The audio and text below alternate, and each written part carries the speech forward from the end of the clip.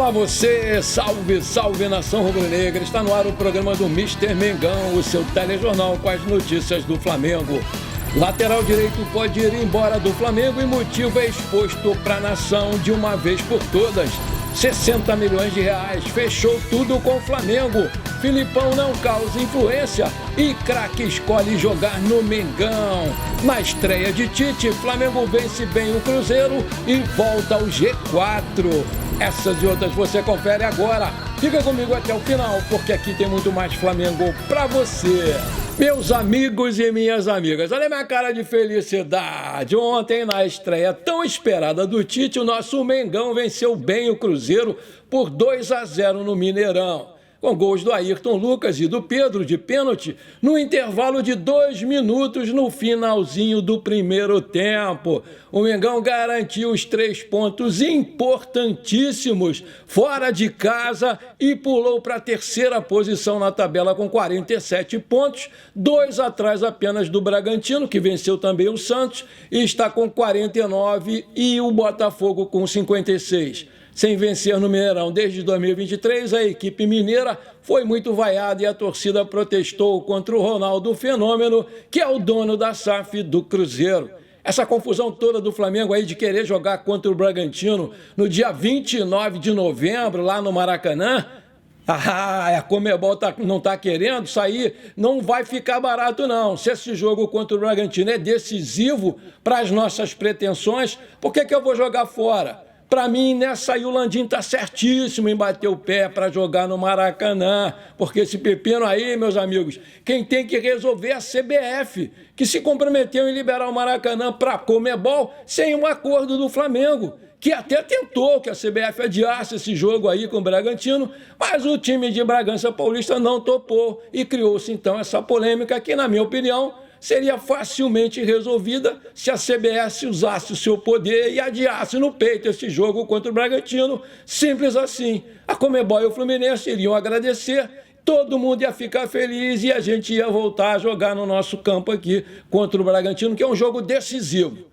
Nos primeiros 20 minutos aí, apesar do Flamengo dominar a posse de bola com quase 70%, foi o Cruzeiro que teve as melhores chances. A equipe mineira, quase abriu o placar num cruzamento lá do Marlon. Contou, com o desvio do Ayrton Lucas. E o goleiro Rossi fez uma defesaça, espalmando a bola para escanteio. A partir aí dos 25 minutos, o Flamengo começou a dominar mais a partida e levou o perigo aí com o Ayrton Lucas pela esquerda. E foi dele o gol que abriu o placar para o Mengão. Ele aproveitou muito bem a falha do zagueiro Castan, driblou o cara e marcou um belo gol com a perna direita.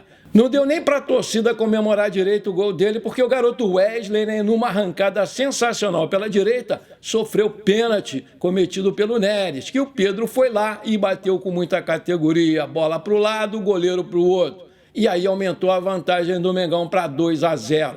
No segundo tempo, o Flamengo voltou bem, controlou o jogo, mas não criou grandes oportunidades. Estava na cara que estava querendo administrar o placar.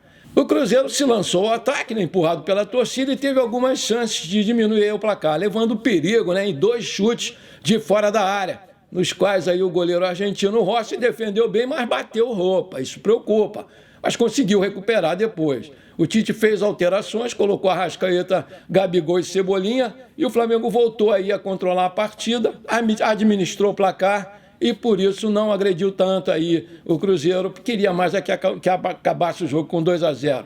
Essa foi a primeira partida do Tite no comando do Flamengo, e ele colocou em campo uma formação com 2 volantes, o Pulgar e o Thiago Maia, e o Gerson como um meia mais avançado, com o Everton Ribeiro e o Bruno Henrique nas pontas, e o Pedro na função de atacante, fazendo aquela do pivô. No segundo tempo, aos 9 minutos, o Davi Luiz lesionou o tornozelo direito e deixou o campo de maca, coitado, chorando.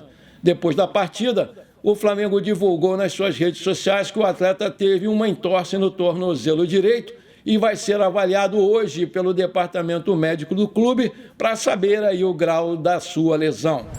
Meus amigos e minhas amigas, eu sinceramente gostei do time ontem. É claro que ainda precisa melhorar muito, mas para início de trabalho tá muito bom, Ver aí os jogadores se ajudando, correndo com vontade, tendo, né, garra, enfim, aquela raça rubro-negra, corrigindo os erros e incentivando os jogadores ali. O Tite ficou o tempo inteiro, né? O primeiro tempo ele fez uma mexida muito inteligente no time. Ele vendo que o Cruzeiro estava avançando, estava melhorando e pressionando, ele trocou o Everton Ribeiro da direita para o meio e o Gerson da esquerda para a direita. E aí o time do Flamengo, com esse simples movimento dele, cresceu e fez logo o resultado no primeiro tempo.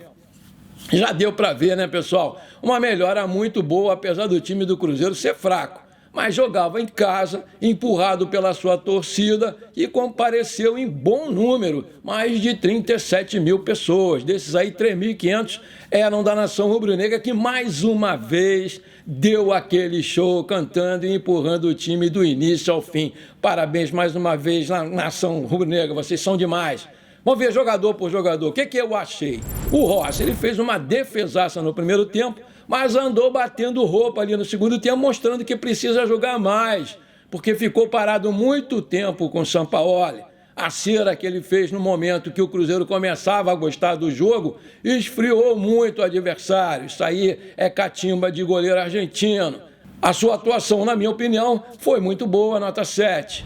Wesley, muita profundidade, disposição e transpiração do garoto. Importante no lance do pênalti que sofreu desde a origem da jogada. Em compensação, ele deu umas erradas ali, tomou algumas decisões erradas e sofreu contra-ataques que poderiam ter matado o jogo aí, né? Poderiam ter complicado. Teve uma boa atuação, eu vou dar nota 6,5. Fabrício Bruno, com tempo de bola em dia, foi bem nos duelos aéreos e na marcação. Participou na construção desde o campo ofensivo e não deu espaços pelo lado direito. Foi uma boa atuação dele, nota 7.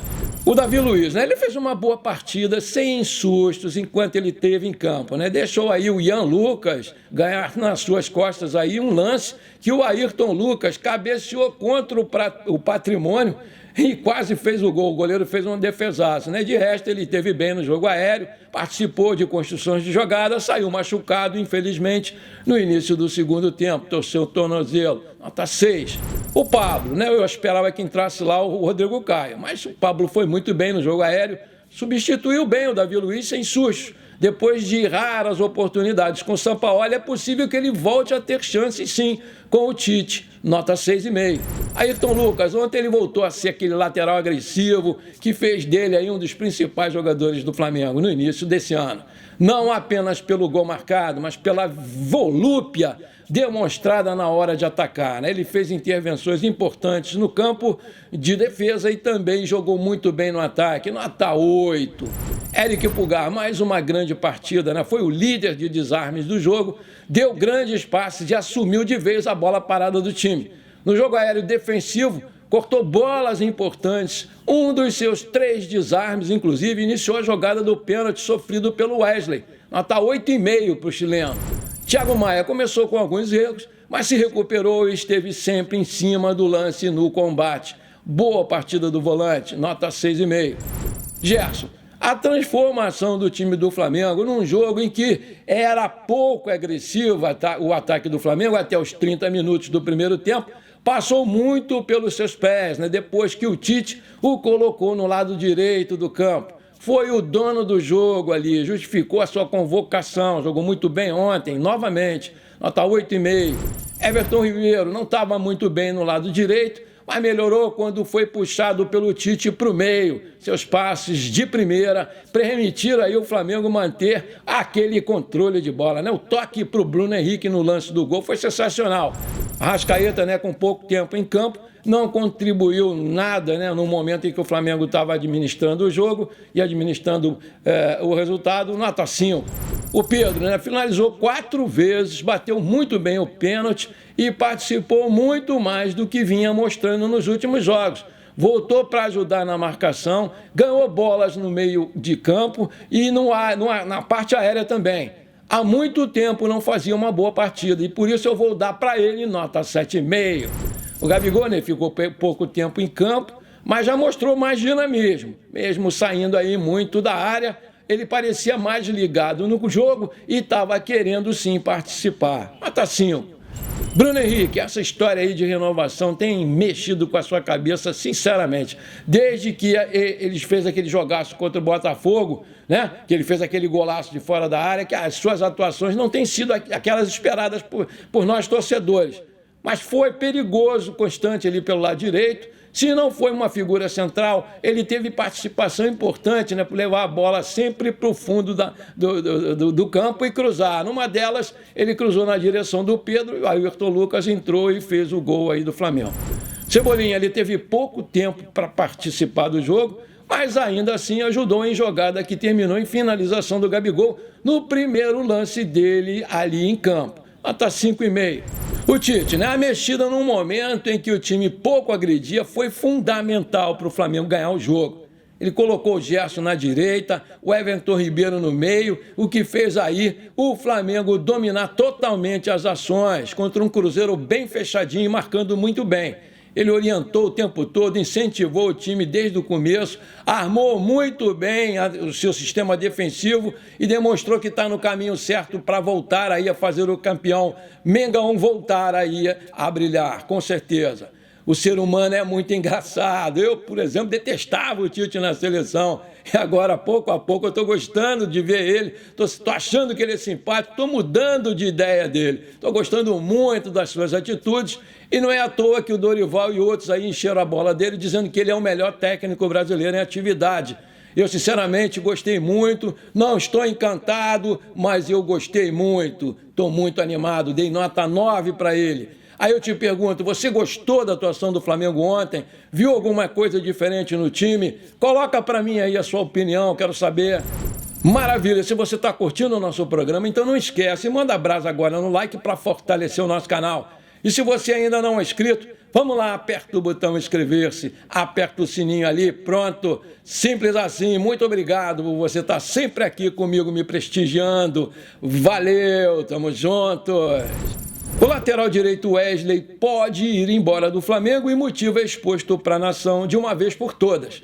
No início do ano, o Flamengo recusou uma proposta do Barcelona da Espanha pelo garoto Wesley. O clube espanhol ofereceu 1 milhão de euros para ter o lateral direito por empréstimo, com opção de compra no valor de 15 milhões de euros. E logo depois disso, ele passou a ser muito utilizado pelo técnico Jorge Sampaoli no time titular. O Wesley ele está valorizado e tem clubes europeus interessados no seu bom futebol. O Brighton é um deles. Outros times da Premier League também se aproximaram do jogador.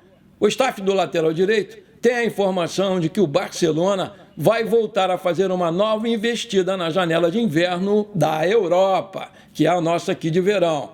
Dessa forma, né, a reportagem do GE.com apurou que a diretoria está muito disposta a vender o jogador e reforçar um setor com um atleta de mais peso para a próxima temporada. O Varela e o Mateuzinho ainda vão passar por uma grande avaliação do técnico Tite nessa reta final de ano para saber se eles ficam ou se vão ser liberados do clube. Aí eu te pergunto, você acha que o Flamengo deve vender o Wesley na próxima janela? Coloca aí! Manchete, 60 milhões. Fechou tudo com o Flamengo. O Filipão não causou influência e o craque escolheu jogar no Mengão. Falando sobre o mercado da bola, o portal Flaweb trouxe a notícia de que o Atlético Mineiro desistiu da contratação do uruguaio Nicolás de la Cruz, após ter a informação de que o jogador já está palavrado com o Flamengo para 2024. O Galo gostaria muito de ter o craque, mas viu que no Brasil ele já tem um acordo para vestir o manto sagrado e o Marcos Braz já está se movimentando para chegar a um consenso junto com o jogador e o River Plate. O De La Cruz joga muita bola, um dos jogadores mais talentosos do futebol sul-americano, sem dúvida nenhuma. Será o primeiro grande reforço do Flamengo que deseja anunciar sua contratação no próximo ano e a ideia está muito clara. Ter o jogador na pré-temporada em janeiro e existe uma confiança por parte dos dirigentes do Flamengo para que isso aconteça, comprando o atleta por mais de 60 milhões de reais.